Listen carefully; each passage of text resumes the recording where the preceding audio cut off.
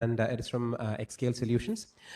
We have two people as presenters, Donglai Dai. Dr. Donglai Dai here is in person, and we have another person who will be presenting remotely, Kyle. So Donglai and Kyle will be presenting about how you can accelerate HPC applications with the MVAPICH2 DPU library and with some demos. So Dr. Dai is the chief engineer at X-ScaleSolutions and leads the company's R&D team. He has been the principal investigator for several current and past SBIR grants. So Dr. Dai has significant experience in the computer science as well as HPC ecosystem. He holds more than 10 patents and has published over 40 technical papers and book chapters. Kyle is a software engineer at X-ScaleSolutions, and his current work focuses on continuing the design, testing, and development of the MVAPICH2 DPU project. So without further ado, let me hand it over to Dr. Dai and Kyle. Thanks. And let's welcome.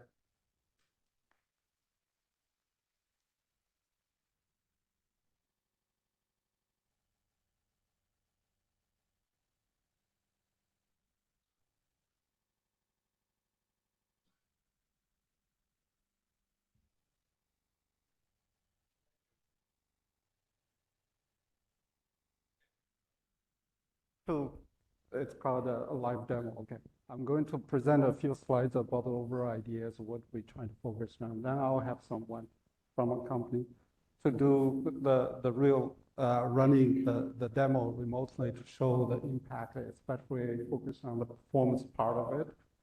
Then I'll come back and to make a conclusions. Okay. So this, okay. We are basically we're going to present one result for the MPI library, which is built on top of MVAPICH2, like this conference all about. And this one is we are enabling the DPU, the NVIDIA DPU offloading, as what has been discussed some of the talks in the morning. And we're looking, so for this, we try to use the DPU to speed up the MPI library functions. And so we're looking at the next generation because we believe the DPU is providing a new dimensions for high power HPC as well as deep learning. And try to see, okay, what kind of challenges we have to leverage the strengths of the DPU units. So of course, we focus on low latency, high bandwidth, and minimum contention for host CPU resource for progressing non-blocking collectives. Okay, I think all people here are very familiar with non-blocking collectives, so I'm not going to explain it too much. And the key thing is we try to have high overlap.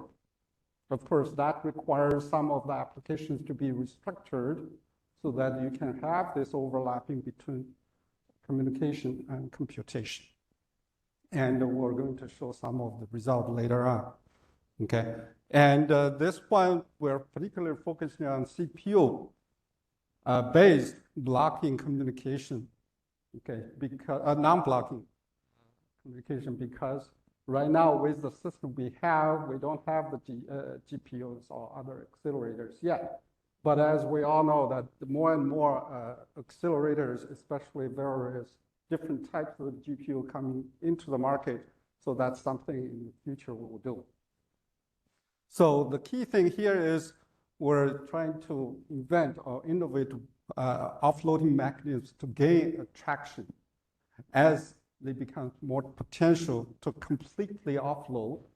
By that, what we mean is as much as possible, because the overall goal is what? Speed up the application. Okay, not that overlapping itself is the goal. Rather than overlap is the mean to achieve the goal, which is reduce overall application runtime. Okay, just a brief overview of what the DPU provide. Okay, here some of the people already working on that. So DPU is basically called a smart NIC cards. So it integrates a whole bunch of processing unit here, it's basically ARM core, but potentially you can have other cores. And with its own memory, okay, on the card. And you also have some network, especially NICs, but sometimes you integrate the last level switch into it.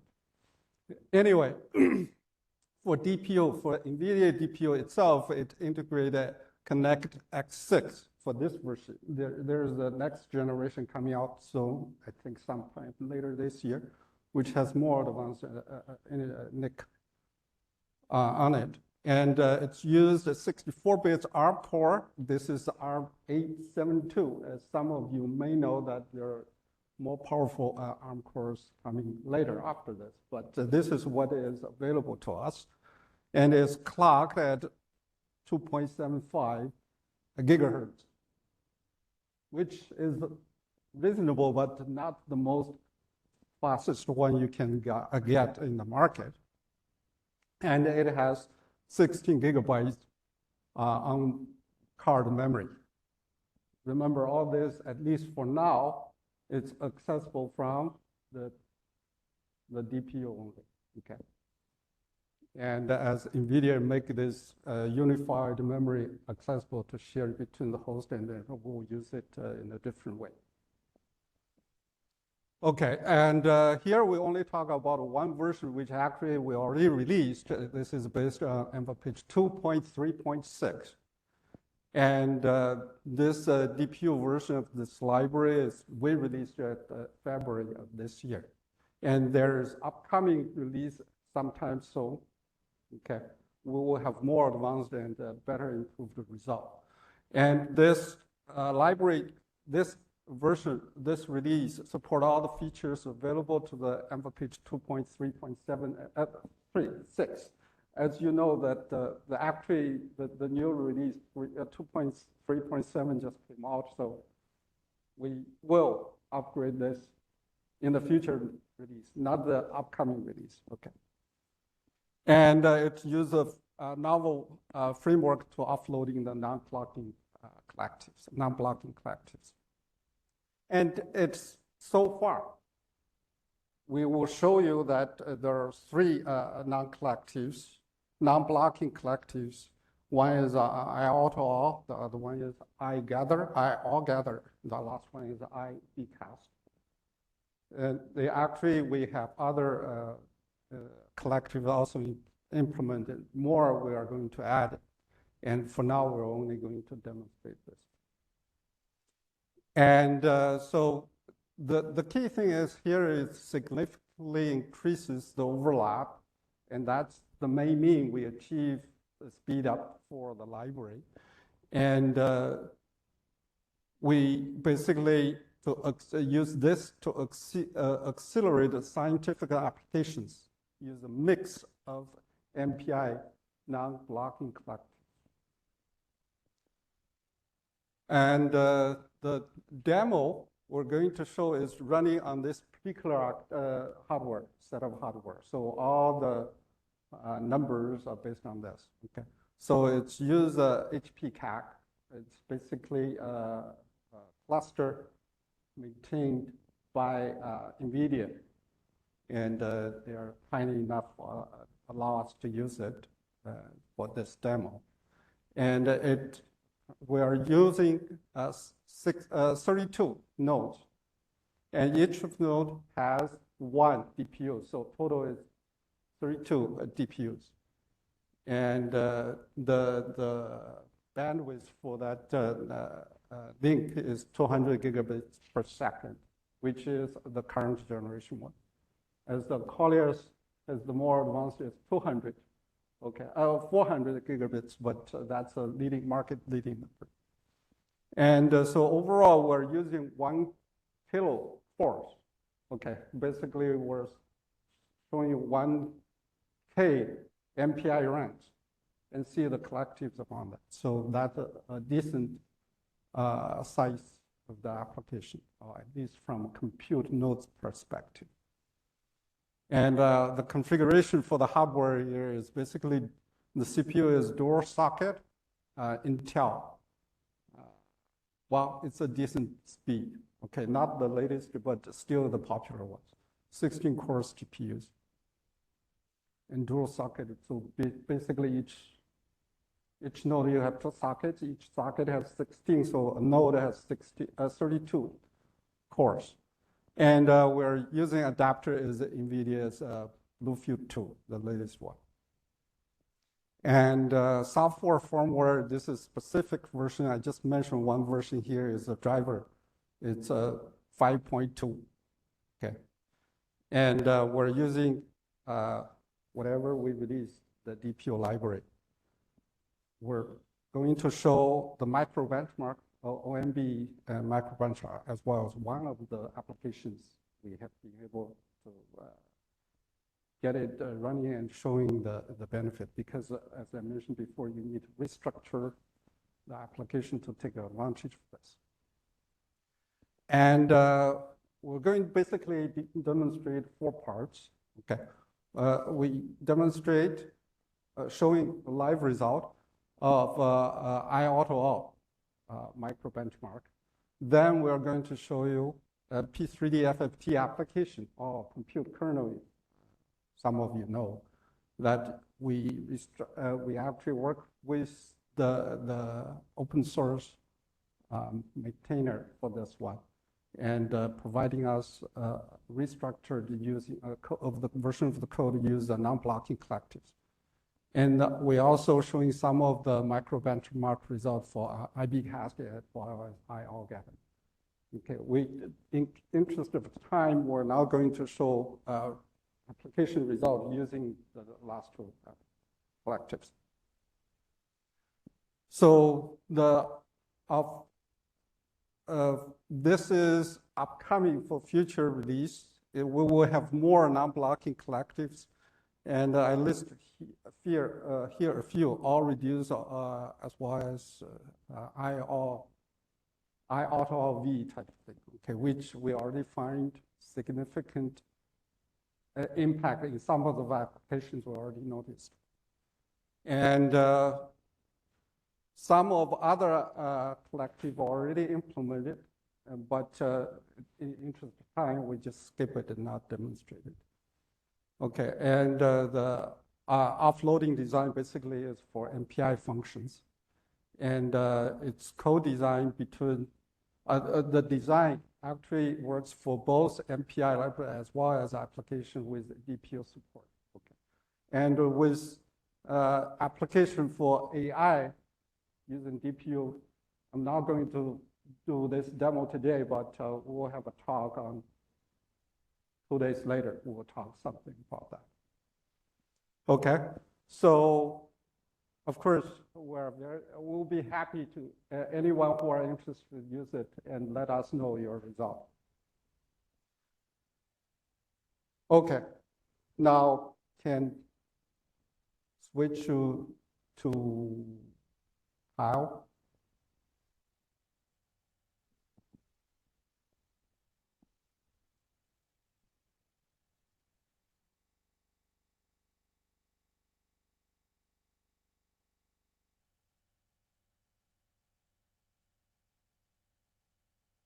Okay, so Kyle will show us the live result. He's going to run each of the benchmarks as well as the application we show. And this is the front. At the front, we show the bar chart so that we understand what's going on, okay, how much benefit you get. And in the background, we're going to use the HPC cluster, okay, to run this. And for this particular one, we'll show, in interest of time, we'll only show 16 nodes, 32 ppm. This is 512 MPI runs, because even the benchmark actually takes some time to complete.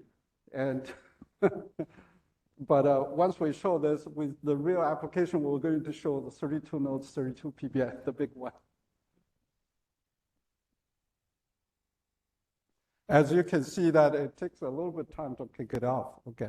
But one thing we can show as the result you can show, we really achieved significant overlap for all the different application, different sizes as well as a computing, a different number of compute nodes.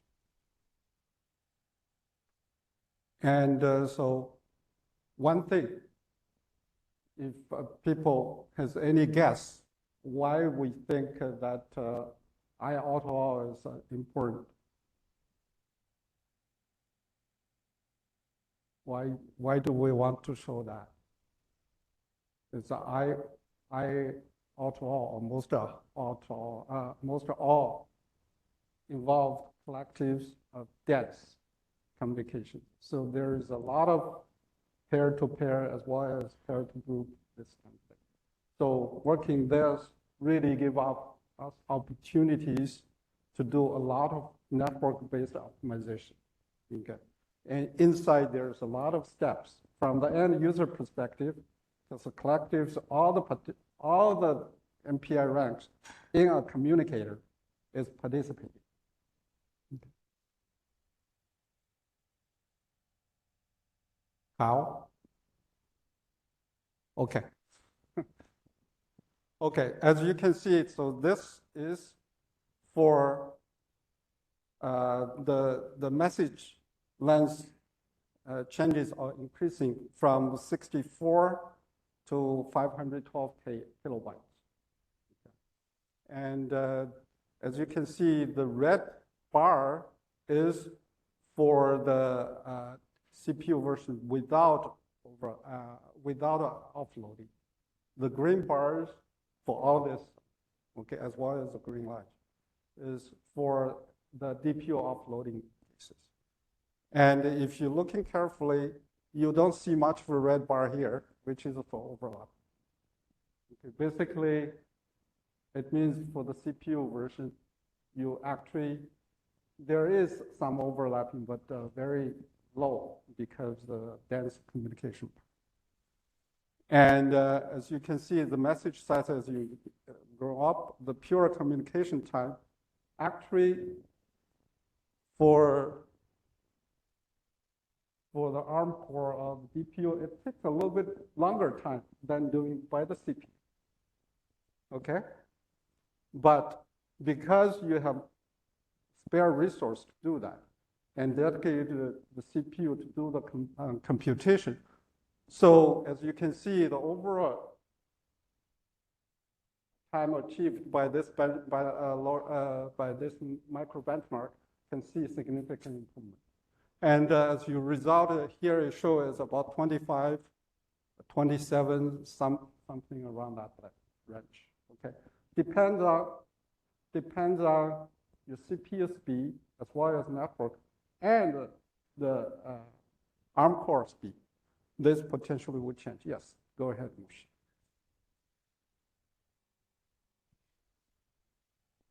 This one. Yeah, one thing is the ARM core has a lower speed than the CPU. The second is CPU has much better caching hierarchy than the ARM core. Okay, and one more thing is actually the CPU's memory bandwidth is higher than the ARM core's memory band. Okay, so this is all things are included, so that's why we run on the real machine. Yes, go ahead. Yeah, ARM core inside the DPU.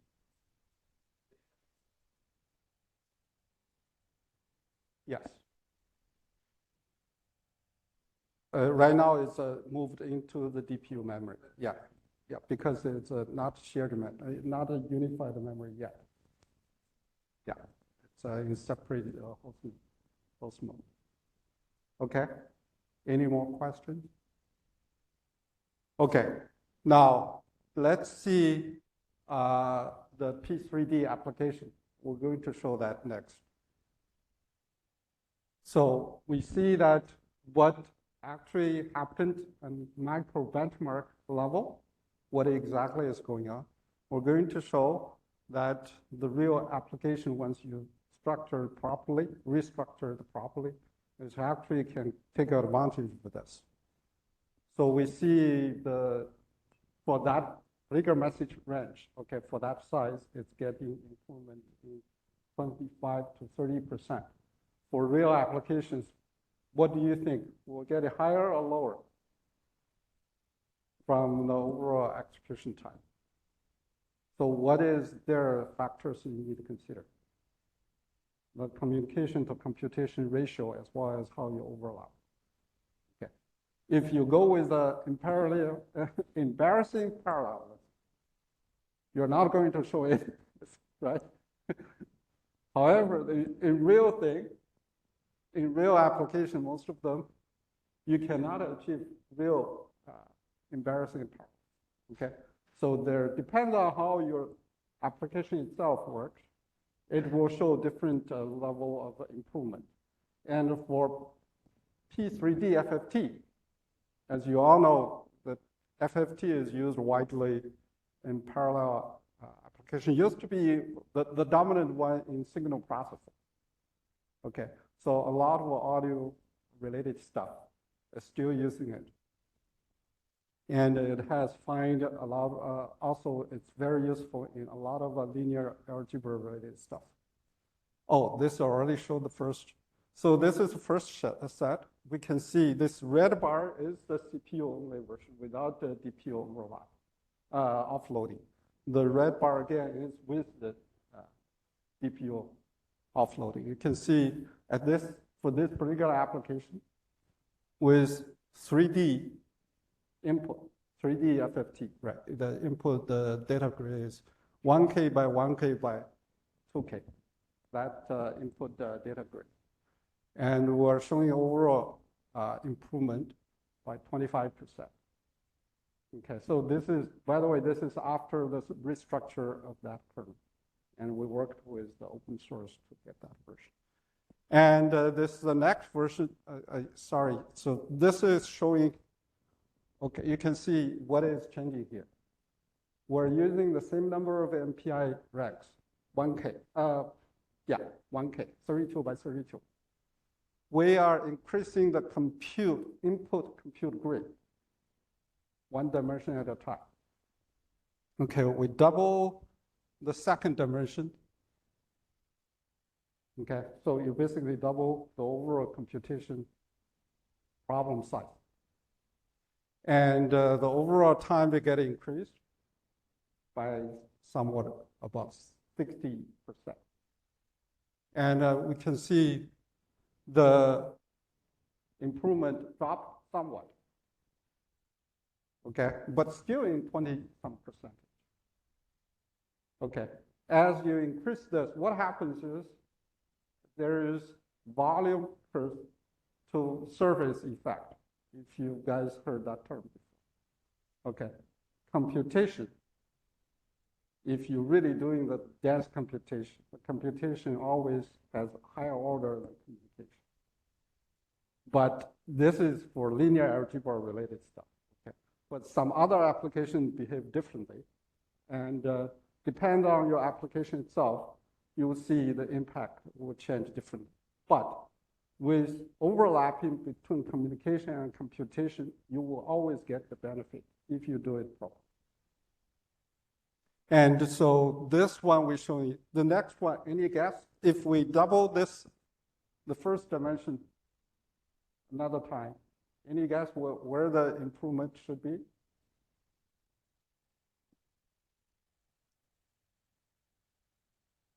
Higher or lower, according to whatever I it's actually slightly lower. Okay, it's because of you just remember we're using the same amount of a computing resource. Okay, same amount of memory, same amount of processing cores. Okay, actually same amount of nodes, because different nodes means within node communication as well as cross node communication. That has impact as well. Okay, now. So here we have 17% improvement. Now, one more thing is we double this dimension again. This actually takes a lot of more time than previous three. Okay, because the overall computation takes longer. we want to run this and give us some ideas as, okay, when this kind of thing changes, what is the range? Are we suddenly drop off the cliff? Or it's actually reasonable, okay, for a wide range of applications, especially when you change the computation problem sizes, increase the amount of computation input grid size while maintaining the same compute resource. So the overall idea seems to be, it's yet to be smaller, somewhat, but how much smaller? Or it's actually maintainable. Because as you draw at a certain point, your computing overhead is not coming down. Because remember, the bigger problem you go with, the same kind of partition. What does that mean? Each rank will have more data to process. And each rank have more process of local result. It need to send it over, share it with everybody because of IO. That means each time you communicate, the data size get increased somewhat as well. Okay? But the same number of messages get sent. Moshi, you have some questions?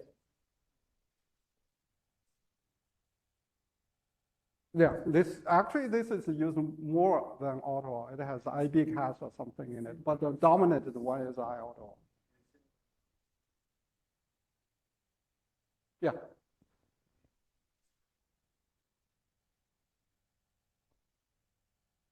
Oh, it's already auto-tuned.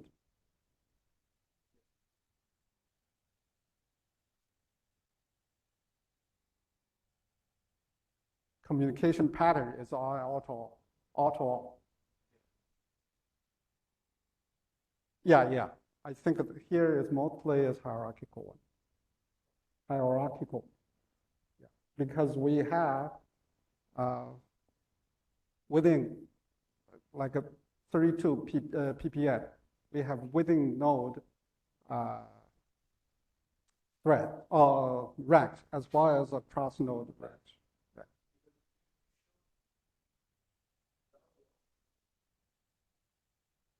Yeah, but remember, that is because a micro benchmark we use, okay?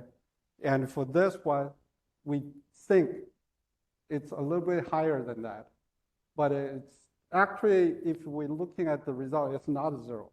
It's a small percentage. Yeah.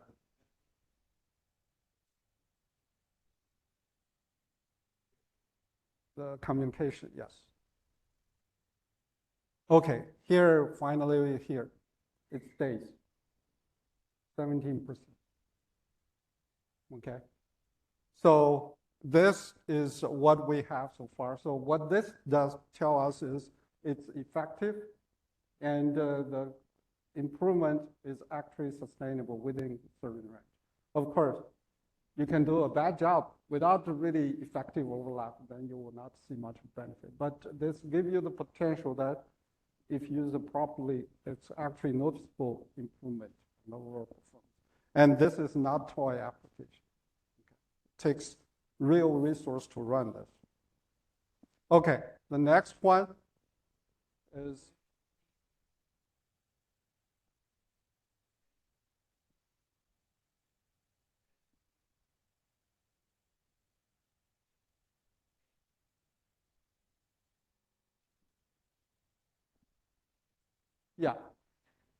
yeah.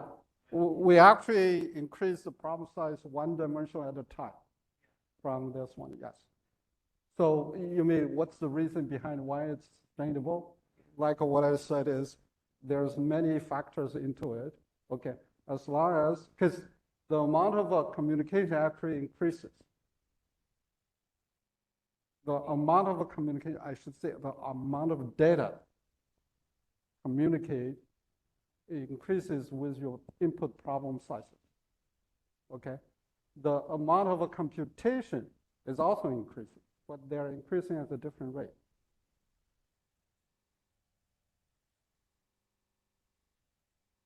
Yeah.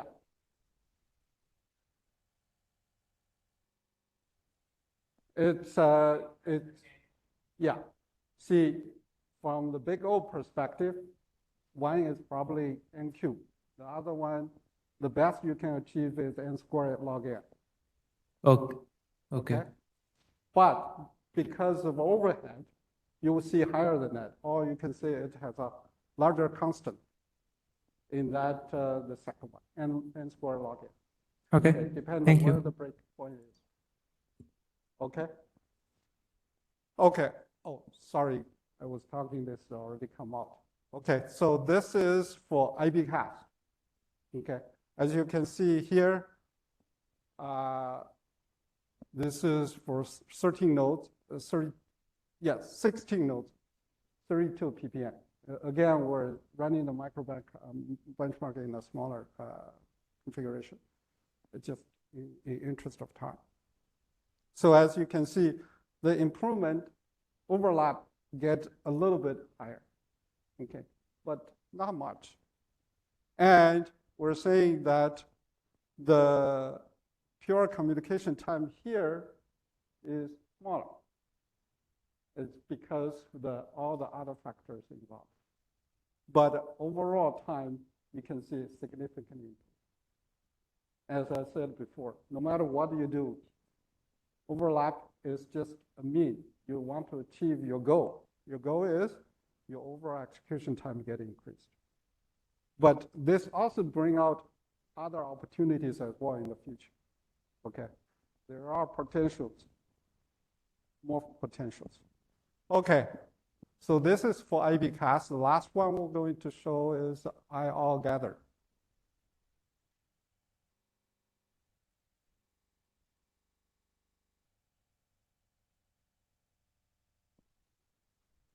Am I doing good at time? Okay.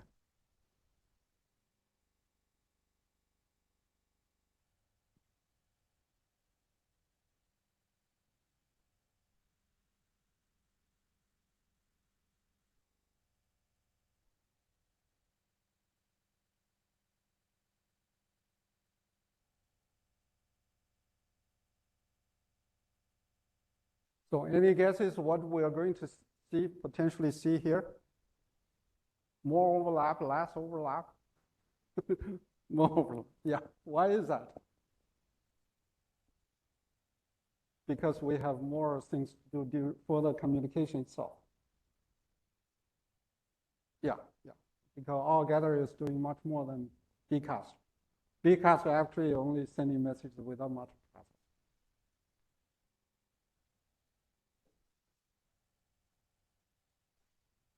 It's actually running IB verb.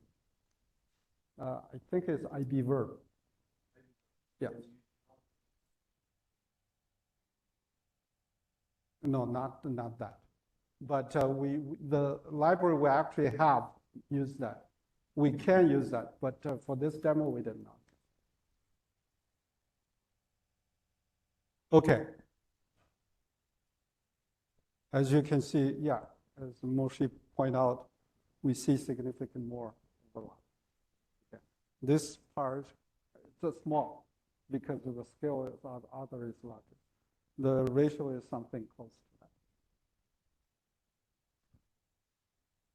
Oh, sorry, this is the ratio. So for this R, you can see this small is because the amount of work to be done is small. And again, you can see the ARM is taking less to do. And as you can see, we'll see significant increasement benefit at the higher end. Because here, basically, you don't see much of a difference. Okay, here you start to see the difference. And that's what that's. Okay, I think that's all we have. Any questions?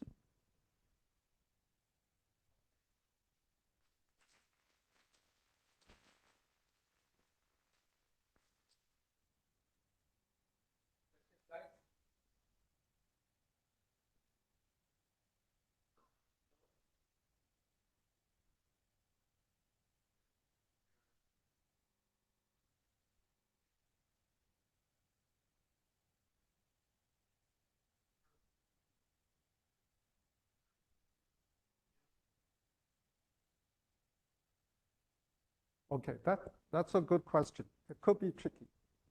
Okay, what does blocking mean? Blocking means the sender initiate operation, then wait. It does not say the sender has to do it or someone else to do it. Okay? What does non-blocking means is non-blocking, you initiate, you come back, you can do something else, and come back again to check whether it's complete or not. Okay?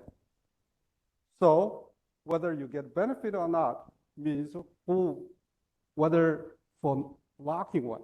So that means whether whoever you you offload it to, whether it can do it faster than what you do by the host itself. Now, where is the bottleneck to do by host by itself? It uses the network interface to do that. Normally, that's memory bandwidth as well as network interface bandwidth is the bottleneck. Now, consider if you do something by offloading, let's see, to ARM core. If ARM core can doing more than whatever you do at the host, what does that mean? You potentially can send out more messages, or you can do it faster to do the processing. And we know that ARM core as it is now, it could not do faster. So where that means is potentially you have more network connections on board. So if that offload unit integrate a switch rather than a single network interface card, injection consumption channel, you have opportunity there.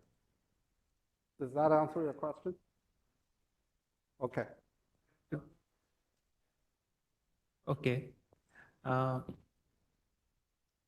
So you showed results for I broadcast and I all to all, if I remember correctly. So what do you think about compute intensive collectives like all reduce? Will they give any performance benefit if I offload it to DPUs? Yeah. Non-blocking all reduce. Yeah. And I'm talking about like, will I get performance benefit for small meshes or the large meshes? As you said, ARM cores are not very fast, so they may run into bottleneck. Yeah. So that's, again, it's not the idea that one is always better. This is an engineering problem. You always have to balance it. And by the way, all the technology advances at a different pace. So the balance always changes. Okay. Now come back to I all reduce. It has actually much more than, typically has more than I all gather. Okay. But at least it's above the same. Okay. Like we show here, you will see similar thing. The tricky thing for I all reduce is it actually can be optimized even more than I all gather. Okay. So that's the thing is, however, those ones depends on how much the let's see here, DPU or ARM core can do. You have a rate as well as a network ratio here. If the network, collecting the data to the DPU unit takes longer, whatever your local process is, then you better do it at the DPU. Okay?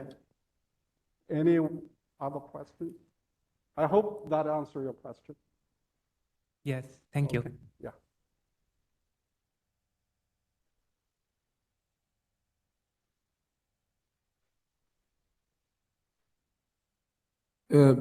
I remember previously when I was looking at the graph, the last slide actually, there were an overlap in terms of latency between MVAPICH2 with and without DPU.